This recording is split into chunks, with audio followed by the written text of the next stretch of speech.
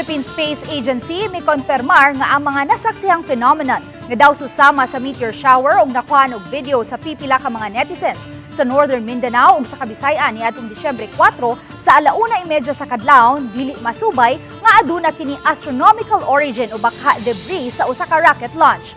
Usa sa mga nakakuha og video niini ang netizen nga si Joel Saremos. Matod sa Philippine Space Agency, ang visual appearance sa butang nga nakuhaan og hulagway susama sa mga natala niadto nga mga defunct rocket stages o bakha satellites. Hinuon ang padayon ang gihimong monitoring sa Philippine Space Agency aron makakuha og dugang kasayuran. Gidasig niini ang publiko nga itaho gilayon ngadto sa mga local authorities kung may makitaan mang mga debris.